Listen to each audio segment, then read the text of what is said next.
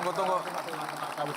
Jangan mulai dulu ya. Ini persoalan kita belum selesai nih. Aku belum pernah nyobain yang ini. Singkong.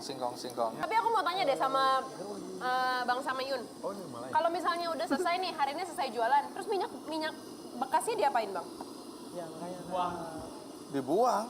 Kasih orang. Hah? Wis. Ini minyak apa, Bang? Minyak curah. Minyak curah. Nah loh, pantas saya Bersih ya. Nah, baik. Nah, kenapa kok bisa kita jadi acara makan-makan di sini, Amanda? ini Jelasin. Bang, karena narasumber kita yang satu ini nih, jadi menampung minyak-minyak jelantah, minyak-minyak bekas, terus dia ubah jadi biodiesel. Jadi tuh nggak jadi limbah minyak kayak gitu loh. Tamu kita yang akan datang? Iya. Siapa dia? Namanya Andi Hilmi dari Gen Oil. Wah. Ini teman lama ini. Hilmi. Gimana Hilmi? Sehat? Hebat Iya. Hilmi. Oke. Sekarang kita tanya-tanya atau? Tapi tunggu dulu, ya sebelum kita tanya-tanya kita saksikan dulu sequence dari Gen Oil berikut ini.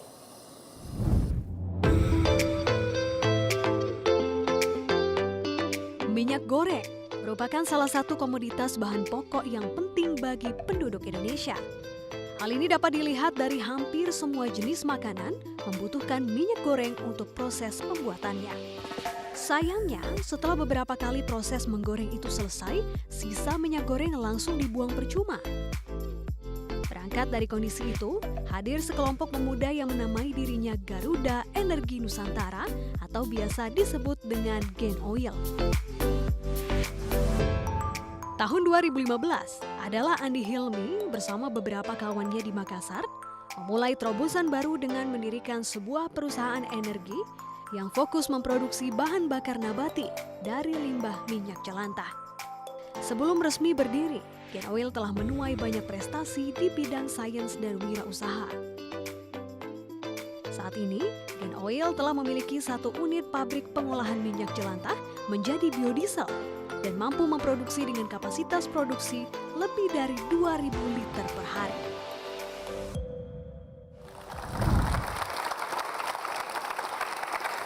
Hilmi boleh ceritain dulu lagi dong dari awal, kenapa sih, apa yang menggerakkan Hilmi untuk akhirnya menampung minyak-minyak itu dan diolah jadi biodiesel? Jadi 2011 mungkin masih teringat di memori kita. 2011 kita, akhir tahun 2011 kita harus antri berkilo-kilometer untuk beli bahan bakar minyak. Nah, sementara di lain sisi banyak mahasiswa melakukan demonstrasi di jalan-jalan protokol. Nah, kita melihat ini bukan menghasilkan solusi, malah menambah masalah yang sudah ada.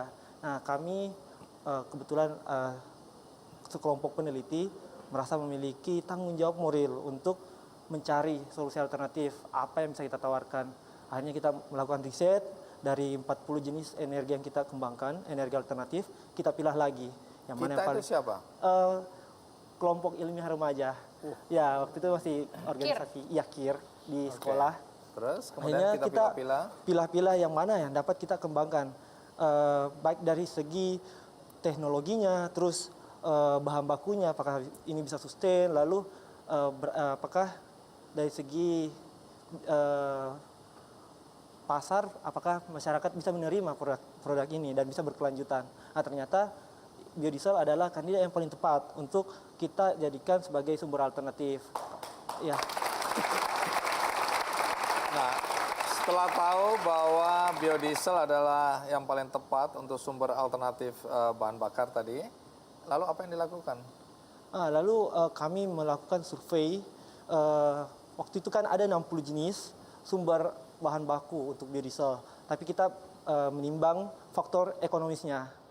Ternyata selain masalah sustainability, kita memikirkan yang mana yang paling ekonomis. Ternyata minyak jelantah adalah potensi yang belum begitu dilirik, dan sementara potensinya cukup besar di Makassar. Setelah kita survei, ada 17 ton untuk kota Makassar sendiri bersumber 17 ton minyak apa? minyak jelantah per Minyak hari. jelantah. Ya, Dari siapa? dari sektor komersil. Jadi dari industri Seperti kerupuk, ini termasuk industri juga mie, ini ya? Ya, sampai restoran, hotel, sampai gorengan Yang gitu. selama ini dikemanakan itu?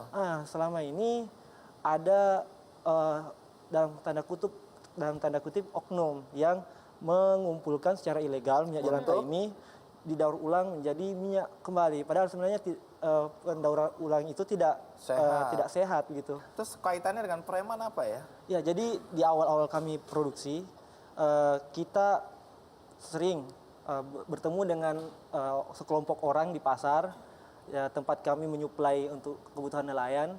Akhirnya kita berdiskusi, dan setelah berdiskusi kami menyimpulkan bahwa mereka ini sebenarnya membutuhkan pekerjaan yang lebih layak. Sehingga kami